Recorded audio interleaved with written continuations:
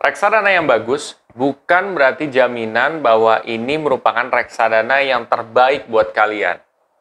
Kenapa bisa begitu? Temukan jawabannya setelah yang satu ini.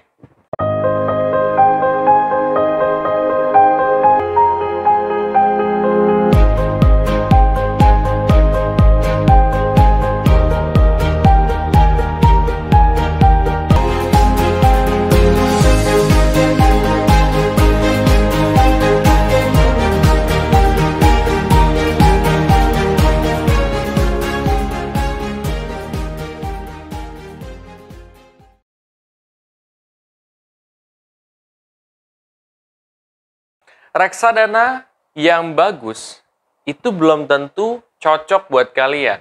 Kenapa gitu? Apa maksudnya dari hal yang gue ungkapkan tadi? Gini, reksadana yang bagus adalah reksadana yang memiliki AUM yang bagus, reputasi bagus, kinerja bagus. Tapi itu juga nggak cukup, guys. Kalian pilih karena hal tersebut. Nah, kalian juga harus ingat profil risiko kalian, ya. Satu, profil risiko. Kedua, jangka waktu investasi. Ini yang paling penting banget. Karena kalau kalian berpatok terhadap return, nah ini nih investor pemula sering banget tuh. Wah, untungnya nih 70% gitu kan dalam setahun nih reksadana. Wah, kayaknya nih bagus nih, kayak gitu.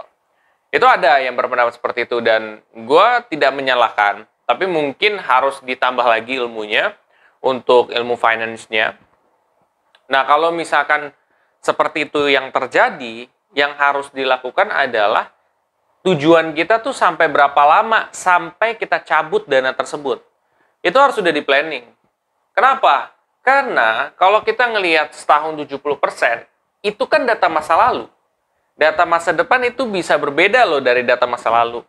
Bisa lebih kecil, bisa lebih besar. Bagaimana kalau lebih kecil? Nah, itu kuncinya. Yang kita mau adalah kita mendapatkan keuntungan pada saat kita menarik reksadana tersebut. Nah, kalau misalkan ya kita memilih reksadana campuran, yang mana notabene itu 5 tahunan, yang harusnya dicabut 5 tahunan ke atas, terus kalian cabut di 1 tahun, itu resikonya gede banget gitu. Karena kemungkinan besar kalian akan rugi gitu. Kemungkinan besar. Kenapa pada saat itu reksadana tersebut itu belum rugi, atau misalkan setahun itu udah menunjukkan keuntungan? Karena pada saat itu ada kondisi yang waktu pandemi ini nih, kan sempat drop banget. Nah, pas drop banget, dia balik lagi naik, gitu. Dan ketika naik, itu naiknya tuh lebih tinggi dibandingkan dia ngedrop, gitu. Jadi makanya kan setiap produk krisis tuh biasanya melahirkan orang kaya baru, terus lonjakan dari investasinya itu naik gitu.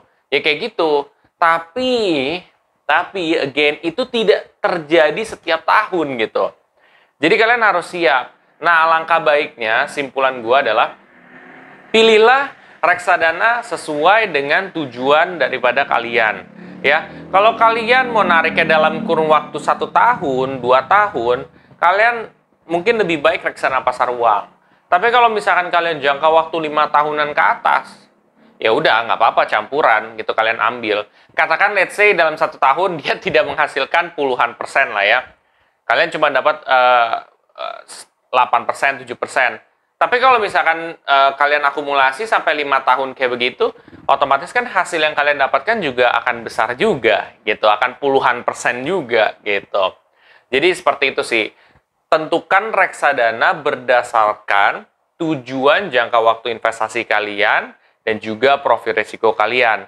Nah, dengan cara seperti itu, dengan cara simple kayak gitu, kalian bisa menarik reksadana dengan hasil kemungkinan profit itu lebih tinggi dibandingkan tidak menggunakan itu.